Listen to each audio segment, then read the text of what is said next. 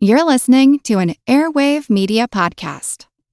USAA knows dynamic duos can save the day, like superheroes and sidekicks or auto and home insurance. With USAA, you can bundle your auto and home and save up to 10%. Learn more and get a quote at usaa.com/bundle. Restrictions apply. Hey, it's Paris. You know I love sparkly things, right? Like stars. Duh. And thanks to Hilton and Auto Camp, I just slept under them. Picture me, serving looks by the fire outside my luxurious Airstream, making s'mores with the kids, while a national park is our backdrop. The great outdoors meets Hilton hospitality. That's hot. Explore all the new ways to stay at Hilton.com. Hilton for the stay.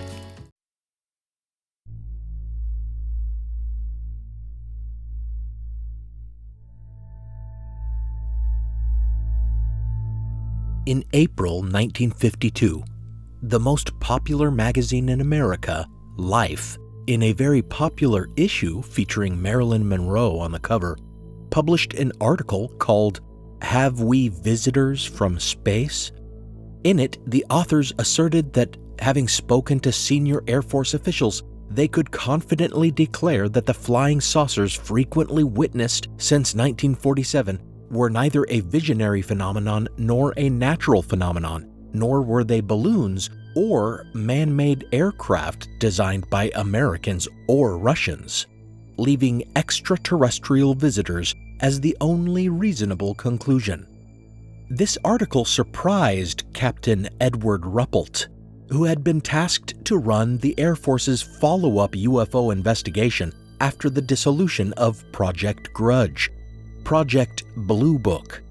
The Air Force had directed Ruppelt to keep something of a lid on UFO theories by identifying mundane explanations for as many reports as possible, and not advertising those that proved more difficult to explain away. Therefore, it did not make much sense that the Air Force would then encourage the biggest magazine in America to fuel a resurgence in flying saucer mania, as the Life article certainly did, precipitating an inundation of UFO reports with which Ruppelt and Blue Book had to contend. But perhaps it wasn't the Air Force at all, for it was well known that Henry Luce, the magazine magnate who pulled the strings at Life, was a close friend of Secretary of State John Foster Dulles and his brother Allen Dulles, the first director of the CIA.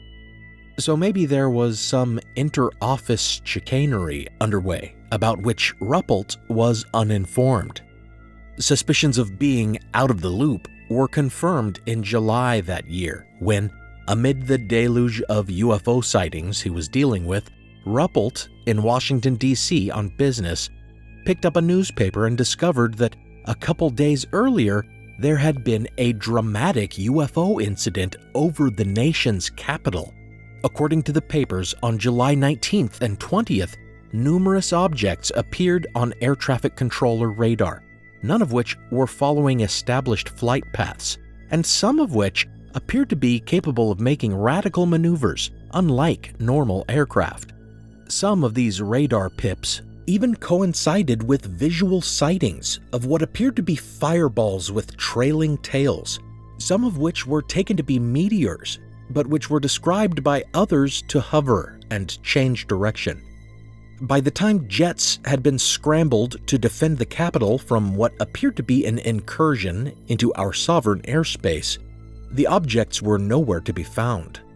Ruppelt writes that he was flabbergasted that no one had bothered to inform him, the head of the Air Force's UFO investigation project, and as reporters contacted him for comment, he had nothing to offer, prompting further headlines like "Air Force Won't Talk." Determined to do his job, Ruppelt requisitioned a staff car to head out and interview radarmen and witnesses, but he was given the runaround, told a car wasn't available, and further informed that he could not expense a rental. Instead, he was directed to take the bus.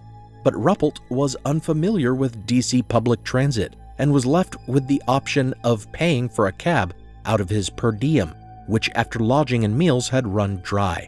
So, foiled in his efforts to investigate further, he ended up departing for Ohio and Blue Book's headquarters at Wright-Patterson Air Force Base.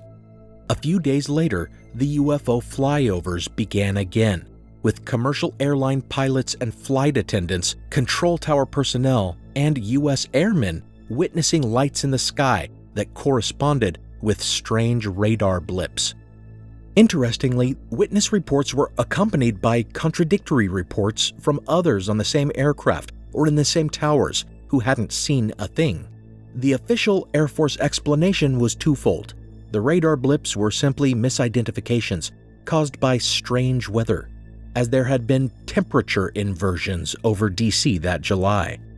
As for the visual sightings, like the Foo Fighters before them, they had been stars and city lights that had been misidentified due to aviators' vertigo.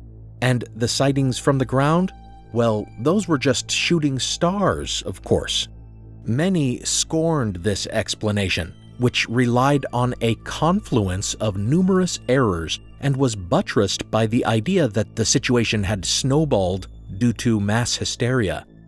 Captain Ruppelt, however, disbelieved the Air Force explanation for another reason. According to his memoirs, a few days prior to the Washington flyovers, he had spoken to a scientist from an agency that he refused to identify. This contact supposedly warned him of the forthcoming incident, predicting, quote, "You're going to have the granddaddy of all UFO sightings. The sighting will occur in Washington or New York. Probably Washington," end quote. This is Historical Blindness. I'm Nathaniel Lloyd, and I too have a source, whose name and background must of course remain a secret, who revealed to me an astonishing truth about UFOs. To hear more, listen to the very end of this, part 2 of my series on UFO Disinfo, the Washington flyovers, and the CIA.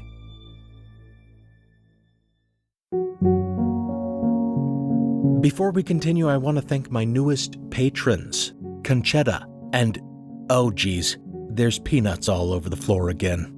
Thanks for your support. Listeners who pledge on patreon.com/historicalblindness get an exclusive RSS link that'll set up an ad-free feed of the show with teasers and exclusive episodes, usually at least one minisode a month, but sometimes I'm able to put out more. Recently, I released a tie-in to this series about Men in Black legends and hoaxes, available exclusively to patrons. Once again, we recently met my latest patronage goal, which is great, and I'm hoping to keep going to my next goal, which would put me well on the way to devoting a lot more time to the podcast. Patron feeds get episodes early, maybe a day early at the lowest tier of $1 a month, and typically 4 days ahead of release at higher tiers. And as I've mentioned before, their episodes have no mid-roll ads, so if that intermission break takes you out of the story, you can always pledge support on Patreon to get rid of it. Visit patreon.com/historicalblindness to support the show, or make a one-time donation at historicalblindness.com/donate, or at the PayPal link in the show notes, or on Venmo at historicalblindness. Now, on with the episode.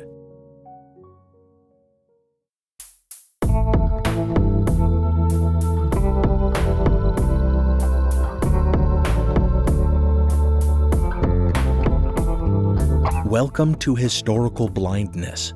Shortly before I released part 1 of this series, the unclassified version of the Pentagon's UFO report finally dropped, and it was very much what was expected. In fact, it was strikingly similar to General Nathan Twining's memo of September 1947, when Twining conceded the existence of UFOs, suggested some may actually be natural phenomena like meteors, but that others appeared to display maneuvering capabilities and to be evasive, and suggested they may be a high-security American aircraft, or that an adversary like the Soviet Union had developed an extraordinarily advanced propulsion technology. Here we are 74 years later, and not much has changed. except the fact that we're getting it released to the public directly from the Office of the Director of National Intelligence. In this preliminary report, which it should be noted is only the unclassified version of a report with presumably far more granular detail presented to Congress, 5 quote-unquote explanatory categories are given. Airborne clutter, such as the large deflated balloon that is cited multiple times as an explanation for a certain sighting. Natural atmospheric phenomena, like the old meteor explanation. U.S. developmental programs, foreign adversary systems, and, to really stoke the ET hypothesis, an other category that might attribute UFO sightings to anything, including aliens. And there appears to be no shortage of these sightings. Focusing only on reports from military aviators between 2004 and 2021, they number them 144, stating that 80 of these, quote, registered across multiple sensors, end quote, including radar, infrared, and weapon seekers. 18 of these appeared to display, quote, unusual movement patterns or flight characteristics, end quote, though they caution that, quote, these observations could be the result of sensor errors, spoofing, or observer misperception, end quote. The headlines regarding this report have been somewhat misleading, focusing on the fact that it doesn't rule out an alien origin for the objects, which is technically true, but only in that the report did not even explicitly address the possibility, and stating that it asserts they are not American craft, which is not true at all. U.S. government or domestic private industry development programs is one of their explanatory categories. And expanding on this, it states they were unable to confirm this, but still explicitly says, quote, UAP observations could be attributable, end quote, to such American programs. So what's happening here? Is the government really so helpless to audit its own programs that in almost 75 years it's been unable to find out whether one of its own agencies or aerospace companies is secretly flying super advanced craft? Or is it withholding, or more than that, making deceptive statements by claiming ignorance and inability to confirm the existence of such projects? There does seem to be at least one confirmable lie in the report. In September 1951, a sighting by both radar operators and pilots of an unidentified object over Fort Monmouth Army Base led to the creation of Project Blue Book, and to an Air Force directive, JANAP 146B, ordering all members of the armed forces to report UFO sightings to the nearest military base, to the Air Defense Command, and to the Secretary of Defense, and further making the leak of these sightings to the press punishable by a $10,000 fine and up to a decade in prison. Yet the recent report claims, quote, no standardized reporting mechanism existed until the Navy established one in March 2019, end quote, and that the, quote, Air Force subsequently adopted that mechanism in November 2020, end quote. Maybe I'm misreading, and the former reporting protocol had fallen out of use, or was never as structured and official as what they recently established. But this sure does seem disingenuous, as if the US government only recently heard about UFOs and didn't really start looking into them until a couple years ago, when history shows us they have been looking closely at sightings since the very beginning.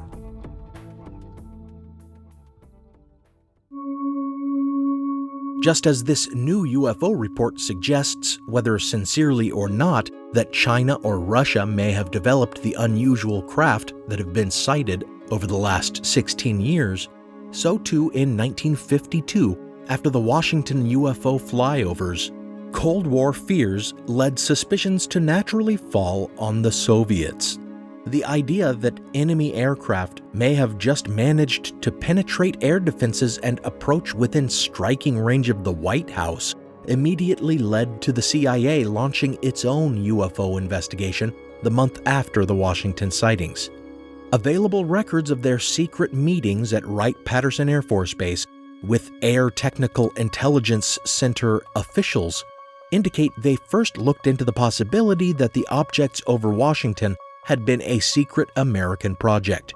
But being themselves privy to some of the most advanced spy planes being developed, like the U-2, they believed the craft were not American. If the Air Force had been developing this above top-secret tech, why would they have taken the risk of flying them over the Capitol, knowing their own jets would be scrambled to confront them and possibly shoot them out of the sky? The problem was, it didn't make a lot of sense for Russians to fly such valuable toys right over our capital either. It would have been a risky move, and even if the intelligence such an operation might provide was worth the possibility of losing advanced technology to an adversary who would immediately reverse engineer it, the flight paths of the objects over Washington that July didn't make any sense as a reconnaissance mission. One suggestion was they had been Russian balloons sent simply to gather info on what kind of Air Force response enemy aircraft could expect. But balloons could not explain the speed and evasive maneuvers reported by some witnesses and radar men. Finally, the CIA's investigation came to the conclusion that a driving purpose for risking such a flyover with experimental advanced aircraft was to wage psychological warfare. They pointed out how curious it was that Russian media had never once mentioned UFO sightings, not even to mock the American saucer flaps, and suggested that the entire phenomenon might be engineered simply to foster a general panic and mass hysteria, such that, in the case of a genuine attack, air response would be slowed and confused, wary of false alarms.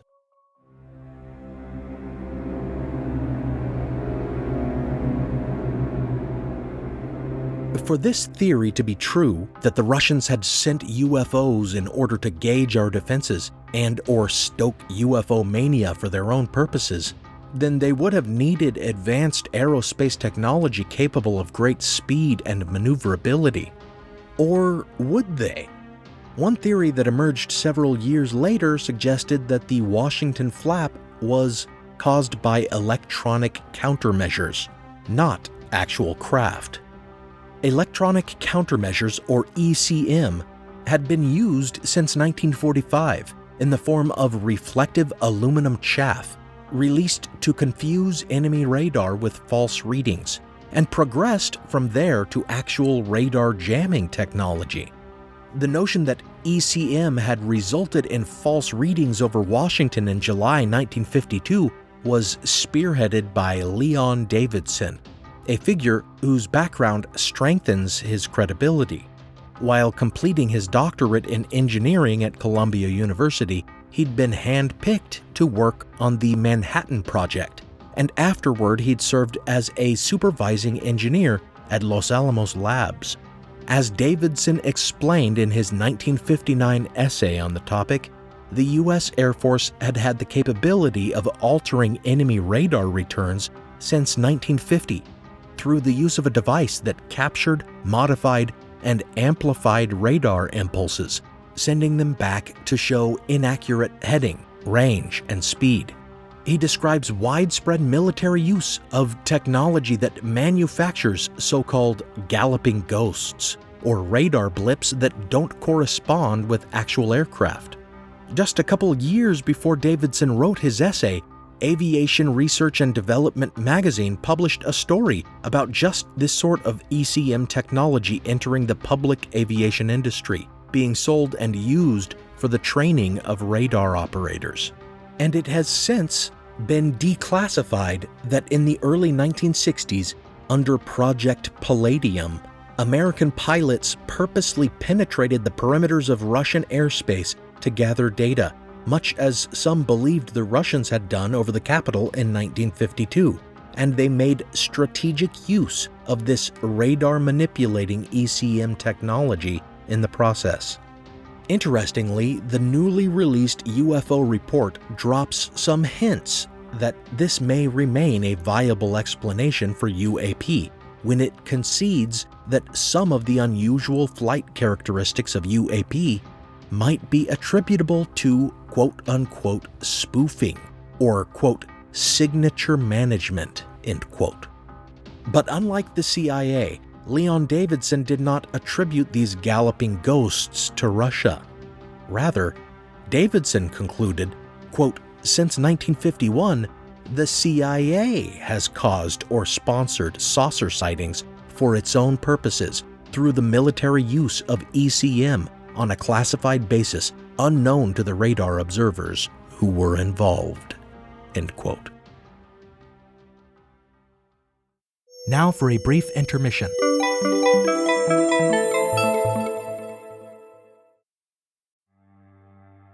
As listeners of Historical Blindness, you're no strangers to the fact that history is a lens through which we can better understand the present. Or as Shakespeare put it, what's past is prologue.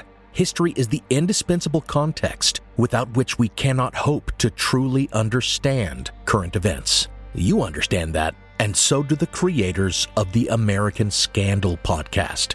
Every season, they immerse listeners in the biggest controversies in U.S. history, helping us understand America's dark side and learn from its troubled past. Its latest season, Ruby Ridge Standoff, delves into an incident that sowed the seeds for the rise of the modern radical right. It transports you to 1992, where in a remote corner of Idaho, federal law enforcement surround a small cabin. They've come for Randy Weaver, a survivalist who took his family to the mountains in anticipation of the apocalypse. A simple weapons charge brought the agents here, but the situation is about to explode into a deadly and tragic standoff that will later become a rallying cry for far-right extremists, fueling distrust and violent anti-government sentiment for decades. Follow American Scandal on the Wondery app or wherever you get your podcasts. You can binge all episodes of American Scandal's Ruby Ridge Standoff early and ad-free right now on Wondery Plus. Every summer, I'm careful to avoid getting burned. My summer plans always include applying sunscreen so I can attend barbecues and protests without worrying about getting scorched. And when I make my plans by making phone calls, I also don't want to get burned by an outrageous wireless bill. That's why I switched to a Mint Mobile plan and saved enough to take a summer vacation. With Mint, I found no difference in speed or coverage, just a big difference in cost. And right now, you can switch to a Mint wireless plan like me to avoid sweating those surprise charges and overages. You'll just be chillin' with Mint's offer of 3 months premium service on the nation's largest 5G network for just $15 a month. With high-speed data and unlimited talk and text, it might just be the coolest thing happening this summer. This year, skip breaking a sweat and breaking the bank. Get this new customer offer and your 3-month unlimited wireless plan for just $15 a month at mintmobile.com/blindness. That's mintmobile.com/blindness. Upfront payment of $45 required, equivalent to $15 a month. Limited time new customer offer for first 3 months only. Speeds may slow above 35 gigabytes on unlimited plan. Taxes and fees extra. See Mint Mobile for details. Now, back to the show.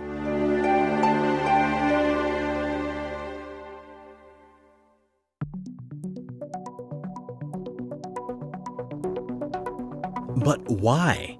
Why would the CIA want to create UFO sightings? Even if they were withholding information about such operations during their 1952 meetings with ATIC and wanted to deflect suspicion for such a psychological operation onto the Russians, their reasoning seems sound. What purpose would it serve to create a mass hysteria that might weaken our capability to respond to an actual threat?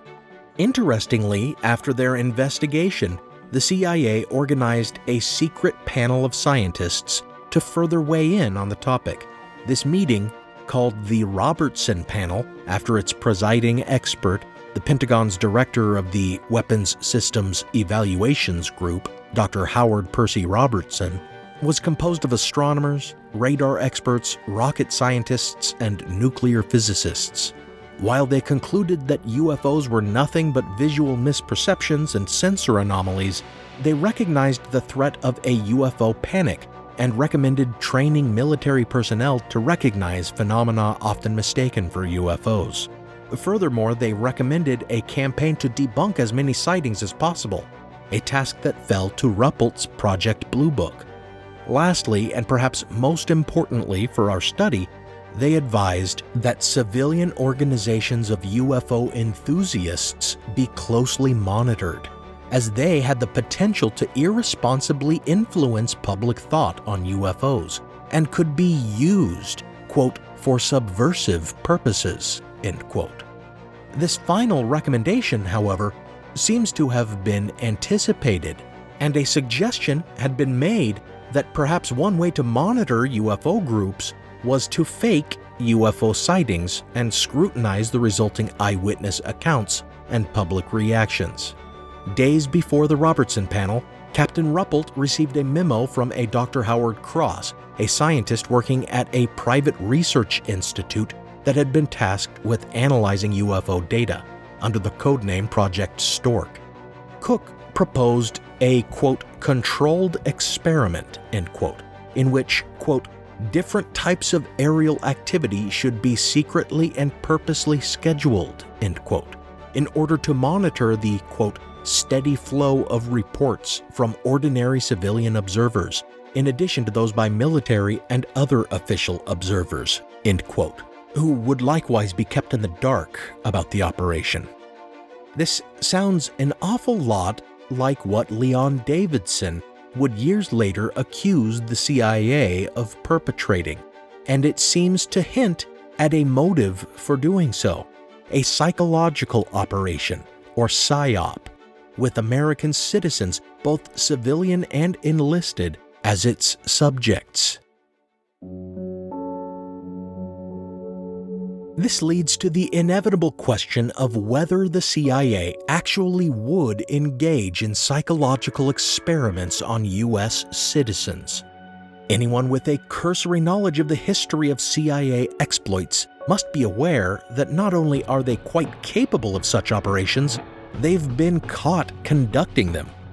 On the same day that President Truman had made the Air Force a separate branch of the armed forces, the day that Kenneth Arnold's Army Air Force intelligence contacts Brown and Davidson had died in a fiery plane crash carrying material supposedly ejected from a UFO, he also turned the wartime intelligence agency, the Office of Strategic Services, into the Central Intelligence Agency, thereby consolidating all military intelligence arms into one organization. After that, this powerful government agency operated with carte blanche and no meaningful oversight. Some indication of its strange and illegal practices became public knowledge in the 1970s, when during an investigation of their practices, Congress demanded information on their Project MK Ultra. This topic is itself a rabbit hole, deserving of its own episode or series, but in short, after the agency attempted to destroy documentation of the project, Congress nevertheless learned that under MK Ultra, the CIA conducted extensive mind control experiments using hypnosis and psychoactive narcotics. With what we know the CIA was capable of in MK Ultra, faking some UFO flights and encouraging ufologists to believe outrageous stories, perhaps in order to gauge how utterly public opinion can be manipulated, certainly no longer seems beyond the pale. And once spoofing radar and using balloons or experimental aircraft to prompt UFO reports became boring, who's to say they wouldn't have taken this further and engaged in truly invasive psychological operations on UFO witnesses? Take UFO nut George Adamski as a possible subject for such an operation. In 1952, Adamski, a California restaurant proprietor who used to hold forth on mysticism and UFOs in informal lectures at his cafe, claimed to have been taken aboard a spacecraft in the desert, learning that UFOs were piloted by peace-loving ETs from Venus. In retrospect, Adamski appears to be a hoaxer with a penchant for incorporating the politics of his associates into his contact stories. For example, he was involved with treasonous Nazi sympathizer William Pelly, and in a curious coincidence, his Venusians are described as blonde Nordic-looking fellows whose shoes leave the swastika symbol in their footprints.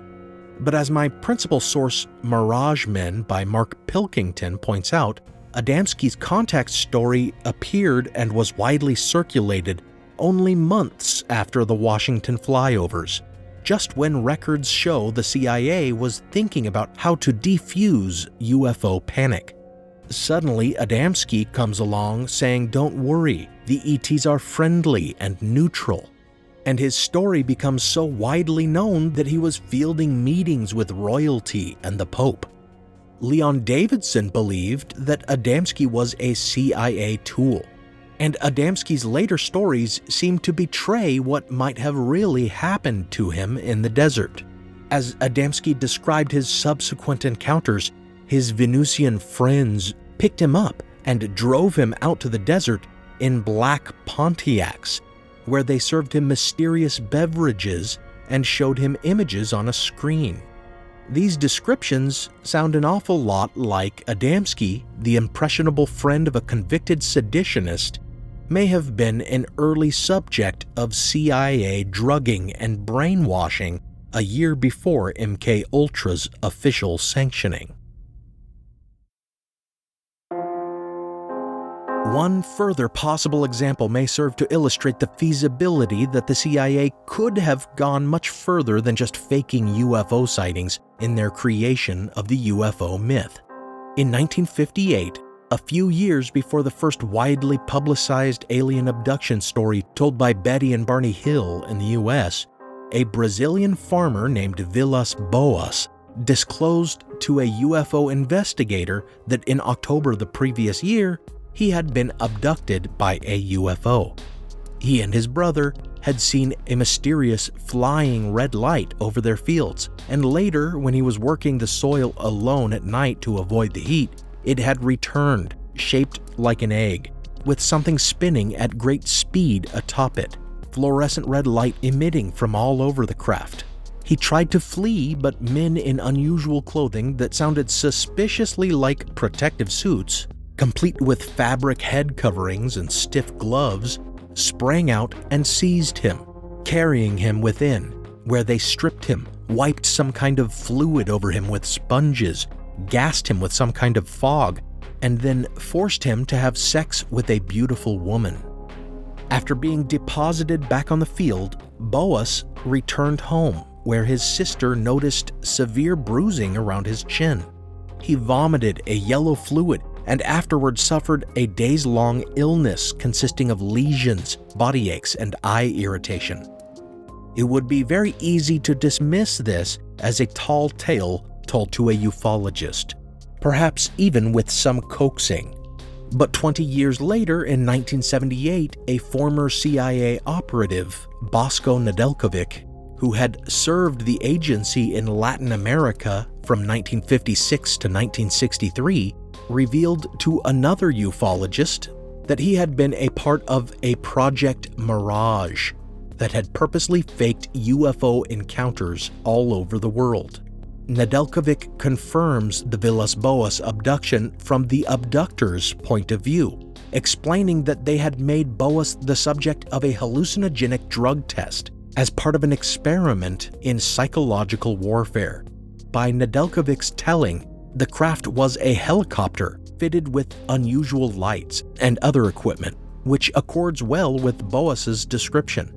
Detecting Boas alone in his field with heat sensors, they sprayed him with an aerosol drug and descended, accidentally striking his chin against the helicopter deck as they hauled him aboard to conduct some other undisclosed experiments on him. This story, while entirely uncorroborated and unconfirmed, does cause one to wonder how widespread the CIA's MKUltra operations ranged, and how entangled they might have been in UFO disinformation.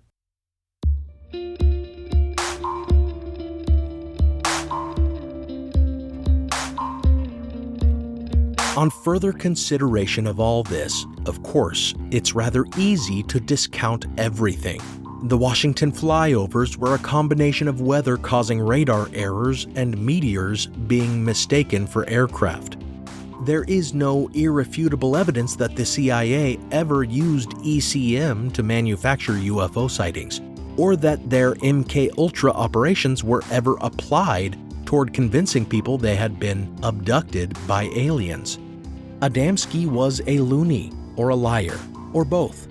Villas-Boas had been terribly ill and hallucinated his entire ordeal. Nedeljkovic had given a ufologist exactly what he wanted, a humdinger of a government cover-up story, for which there is no proof. At the same time, though, these don't seem impossible. Might the US government or an adversary undertake to purposely create UFO reports? Yes.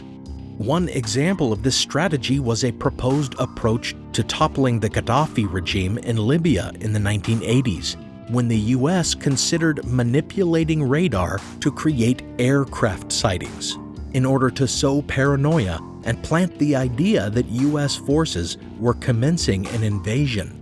Would the CIA really go so far as to drug and brainwash people into believing they'd been abducted by UFOs just as an experiment in psychological warfare, or for some other purpose? MKUltra shows us they were absolutely capable of the drugging and brainwashing, and other American military psyops cement the willingness of the US government to leverage superstition and fantasy to achieve their ends. In the early 1950s, the Air Force projected a recording from a plane hidden in the clouds above the Philippines, convincing villagers that the voice of God was threatening to curse them if they aided communist insurgents. In a further operation against these same insurgents, they made them believe that their territories were haunted by an aswang, a kind of vampire legend, by planting corpses that they'd left puncture marks on and drained of blood. So, this UFO conspiracy theory, when one analyzes it closely, starts to seem plausible and far easier to believe than the theory that extraterrestrials have regularly visited our world for decades, having somehow still not learned whatever it was they were trying to learn, and that it is this the government is hiding from us. But for the theory that the UFO myth is actually the product of long-standing psyops and disinformation operations to be believable, what it needs is some kind of evidence, perhaps in the form of a confession by a former government disinformation agent. Well, as you'll hear in the conclusion of this series, such confessions exist. It only remains to be decided whether they can be trusted.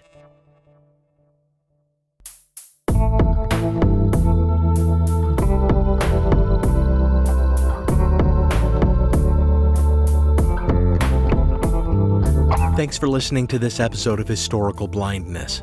Special thanks go out to my partner patrons, Diane, Robert, Joe, Joe E., Devlin, Ian, Jordan, Jessica, Fred, Antonios, Robin, Mateo, Myth Eater, Do More Kid, Emily, and Katie.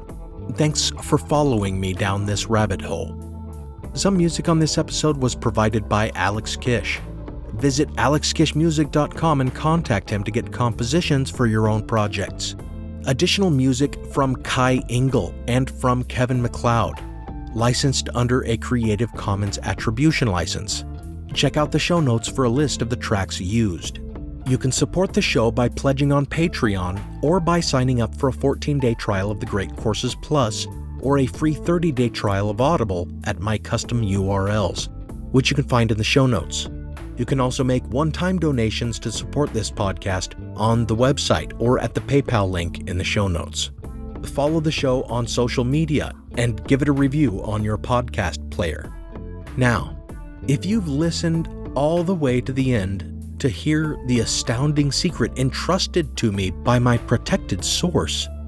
I'm sorry to say that I've since been sworn to secrecy, as this, so they tell me, is a matter of national security.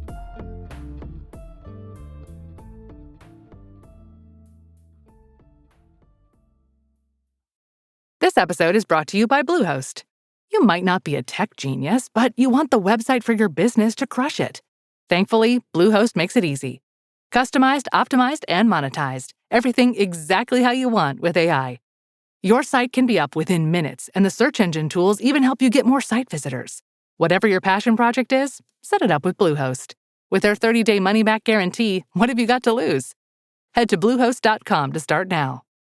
Have you ever wondered how inbred the Habsburgs really were? What women in the past used for birth control? Or what Queen Victoria's 9 children got up to? On the History Tea Time podcast, I profile remarkable queens and LGBTQ+ royals, explore royal family trees, and delve into women's medical history and other fascinating topics. Join me every Tuesday for History Tea Time, wherever fine podcasts are enjoyed.